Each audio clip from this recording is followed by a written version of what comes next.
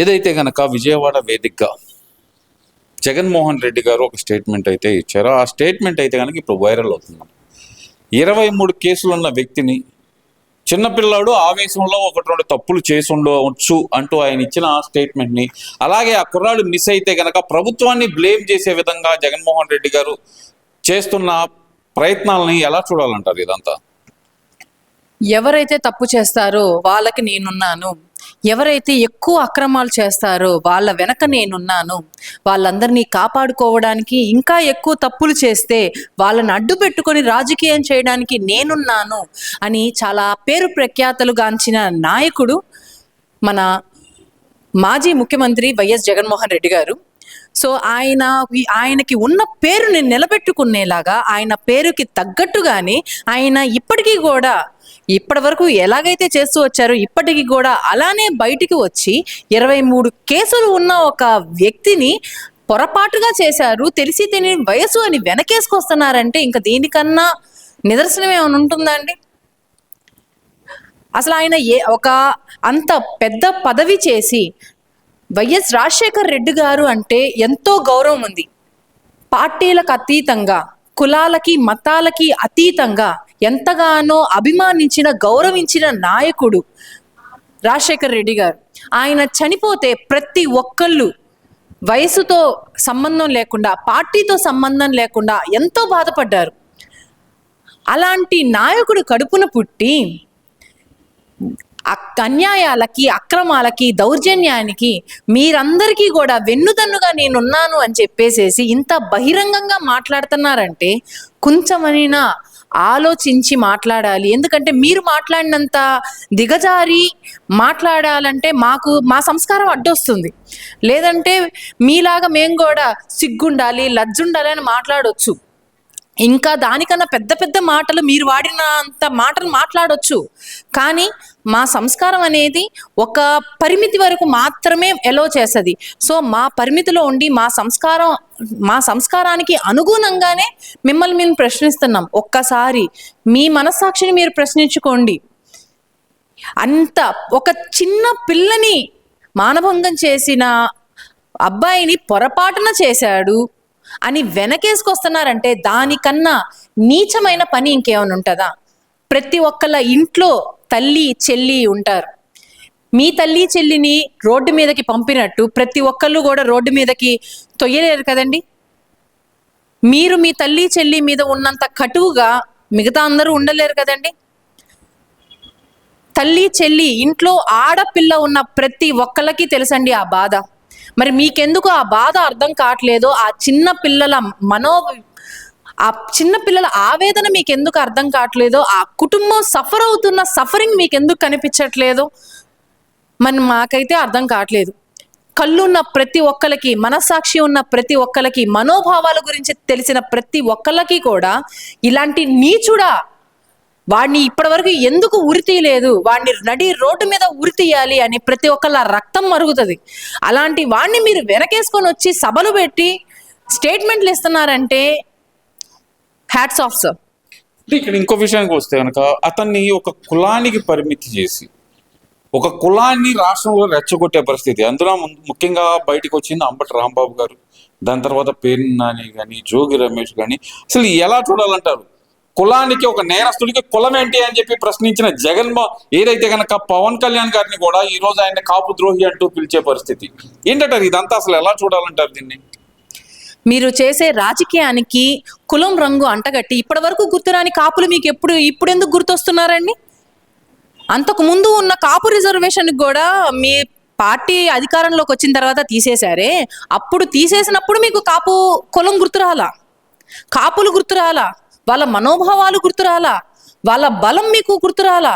కానీ ఇప్పుడు ఎప్పుడైతే బాల్ మీ కోట్లోంచి వెళ్ళిపోయిందో, కూటమిలో పవన్ కళ్యాణ్ గారు నిలబడ్డారో, ఆయన వెనక కాపు కులం అంతా ఉన్నారు అని మీకు అర్థమయ్యిందో, ఆ కాపు కులంలో చిచ్చు పెట్టాలి అని ఇప్పుడు కాపులు మీకు గుర్తొచ్చి అప్పుడు అంబటి రాంబాబు గారిని అంతే రెచ్చగొట్టి పంపారు. ఏమీ లేని చోట రాంబాబు గారిని పంపించి స్టేట్మెంట్లు ఇప్పించి గొడవ చేశారు. దానికి కాపు రంగు పులిమి కాపు నాయకుడు అని చెప్పేసి సృష్టించారు. ఎవరైతే ఏ అంబటి రాంబాబు గారైతే కాపులు తాగుపోతోళ్ళు, తిరుగుపోతోళ్ళు, తిండిపోతోళ్ళు, దేనికి చాతగాని వాళ్ళు అన్నారో అలాంటి కాపు మన రాంబాబు గారిని కాపు నాయకుడిని చేశారు. కాపు కులాన్నే చాలా ఆయన సొంత కులాన్నే దిగజార్చి మాట్లాడిన ఆయన కాపు నాయకుడిని చేశారు. ఇప్పుడు మీరు ఎలా పోర్ట్రే చేస్తున్నారంటే దిగజార్చి మాట్లాడిన వాళ్ళు కాపు నాయకులు. ఎవరైతే బాగా పొరపాట్లు చేస్తారో నీచులో వాళ్ళు కాపులు. అంటే కాపులు అంత తక్కువగా కనిపిస్తున్నారా అండి? అంటే ఇక్కడ ఒకటమ్మా, ఎందుకంటే మీరు కాపు మహిళే కాబట్టి మిమ్మల్ని సూటిగా అడుగుతున్నా. పవన్ కళ్యాణ్ గారు మాట్లాడిన దాంట్లో తప్పేమన్నా కానొచ్చిందా మీకు? తప్పు చేసినాడికి కులం ఏంటి?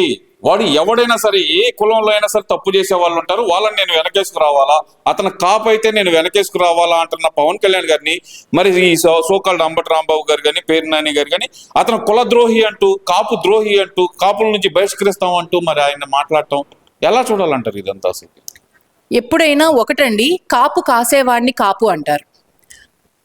ఏ తప్పు జరగకుండా నేను కాపు కాస్తాను, నేను రక్షణగా ఉంటాను, నా సంరక్షణలో ఎలాంటి పొరపాటు జరగకూడదు అని నుంచునేవాడు అసలైన కాపు. పవన్ కళ్యాణ్ గారు చెప్పింది ముమ్మాటికి నిజం. ఎవరైతే తప్పు చేస్తారో వాళ్ళు కాపు ఎలా అవుతారండి? ఏ తప్పు చేసినప్పుడు మీకు కాపు గుర్తొచ్చారు. ఆ తప్పు వెనక మీరే ఉన్నారేమో, మీరు మీ ప్రోద్బలంతోనే వాళ్ళు ఆ తప్పు చేశారేమో. కావాలని కాపుల మధ్య చిచ్చు రేపడానికి, కూటమిలో చిచ్చు రేపడానికి, ఎవరైతే ప్రజలందరూ కూడా ఇప్పుడు సంతోషంగా ఉన్నారో వాళ్ళందరినీ మళ్ళీ వెనక్కి లాగడానికే మీరే వెనక ఉండి మీ ప్రోద్బలంతోనే ఈ తప్పులన్నీ జరుగుతున్నాయేమో. కాపు అనే పేరు అడ్డం పెట్టుకొని కాపులని వాడుకొని తప్పులు చేయించి కాపులకున్న గౌరవాన్ని, మనోభావాలని దెబ్బతీస్తూ మళ్ళీ దానికి రాజకీయానికి మీరు చేసే నీచపు రాజకీయానికి కాపు కులం రంగు పులిమి మీరు చేస్తున్నారు. ఎప్పుడు కూడా తప్పు చేసిన వాళ్ళని ఎవరు కూడా సమర్థించరు. తప్పు చేసేవాడు అసలు కాపే కాదు, తప్పు జరగకుండా కాపాడేవాడు మాత్రమే అసలైన కాపు. ఒక కాపు ఆడబిడ్డగా ఎప్పుడైనా ఎదురు ఒక తప్పు జరుగుతుంది అంటే కాపుల రక్తం మరుగుతుంది.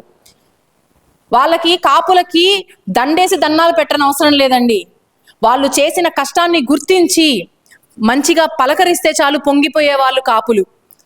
అంటే ఇక్కడ ఇంకో విషయం కూడా తీసుకోవాలమ్మా. నారా లోకేష్ గారిని ఉద్దేశించి ఏదైతే నారా లోకేష్ గారు డిఎస్సిలో ఉద్యోగాలు అమ్ముకున్నారంటూ గత కొంతకాలంగా వైసీపీ నాయకులు చేస్తున్న వ్యాఖ్యలకి కౌంటర్గా జగన్మోహన్ రెడ్డి ఇంటికే 200 మీటర్ల దూరంలో నేనున్నాను, చర్చకి రావచ్చు అంటే గనక లక్ష్మీ పార్వతి గారు బయటకు వచ్చారమ్మా. నారాలో అడగాలంటే నాకే కొంచెం ఇబ్బందిగా ఉంది. రే నారా లోకేష్, నీకు జగన్మోహన్ రెడ్డి అవసరమా, నేను వస్తాను అంటూ ఆమె చేసిన వ్యాఖ్యలను అసలు ఎలా చూడాలంటారు? ఇప్పుడు మనకి మన గవర్నమెంట్, కూటమి గవర్నమెంట్ వచ్చిన తర్వాత ప్రతి ఒక్క దానికి కూడా అకౌంటబిలిటీ చూపిస్తున్నారు. పాత గవర్నమెంట్కి ఇప్పటికీ అతి పెద్ద వ్యత్యాసం ఏంటి అంటే అకౌంటబిలిటీ. వీళ్ళు చేసినట్టు గాల్లో లెక్కలు వేయకుండా ప్రతి ఒక్కటి కూడా నిజంగా కాగితాల మీద డాక్యుమెంటెడ్ ప్రూఫ్స్తో ప్రతి ఒక్కటి కూడా చూపిస్తున్నారు. సో ఇంత ట్రాన్స్పరెంట్గా ప్రభుత్వ పరిపాలన జరుగుతున్నా కూడా, ఇంత ట్రాన్స్పరెంట్గా ప్రజల కోసం నాయకులందరూ కష్టపడుతున్నా కూడా, ఇంత ట్రాన్స్పరెంట్గా, ఇంత కాన్ఫిడెంట్గా మన పిల్లల కోసం నారా లోకేష్ గారు కష్టపడుతుంటే, మన రాష్ట్రం కోసం, రాష్ట్ర భవిష్యత్తు కోసం ఇన్ని కంపెనీల్ని తీసుకొచ్చి మన రాష్ట్రాన్ని ఇంత అభివృద్ధి పదంలో నడపడానికి రాత్రింబగళ్ళు నారా లోకేష్ గారు, 7-10 వయసులో ఉన్న మన చంద్రబాబు గారు ఈ వయసులో మీరు బయటకు వచ్చి తిట్టడానికి తప్ప దేనికన్నా వస్తున్నారా అండి? అలాంటిది నిద్ర ఏది కూడా నా ప్రజల భవిష్యత్తు కన్నా, వాళ్ళ శ్రేయస్సు కన్నా నాకు ఏది కూడా ఇంపార్టెంట్ కాదు అని ఈ వయసులో కూడా 17 సంవత్సరాల యువకుల్లాగా పరుగులు తీస్తూ ఆయన చంద్రబాబు గారు ఆయన ఆదేశాలతో ఆయన అడుగుల్లో అడుగులు వేస్తూ నారా లోకేష్ గారు అభివృద్ధి కోసం ఇంత కష్టపడుతుంటే అభివృద్ధి మీకు కనిపించట్లేదు. ఎందుకంటే మీ కళ్ళు ఎప్పుడో పొరలు కప్పిని, అభివృద్ధి అనేది మీకు కనపడదు. అభివృద్ధి వదిలేసేసి ఇలాగా జరిగే అభివృద్ధిని కూడా ముసుగేసేలాగా మీరు ఇంత నీచంగా ఆయనకున్న ఒకప్పుడు మీరే అడిగారు, నేను మీ కుటుంబ సభ్యురాలనే అని నన్ను గుర్తించట్లేదని బాధపడ్డారు. వాళ్ళు చేసే మంచితనాన్ని మీరు గుర్తించకుండా రోడ్డు మీదకి వచ్చి ఇష్టం వచ్చినట్టు నోరు పారేసుకుంటా మిమ్మల్ని వాళ్ళు కుటుంబ సభ్యులుగా గుర్తించమని కోరుకోవాలన్నా కూడా కొంచెమన్నా సిగ్గుండాలండి.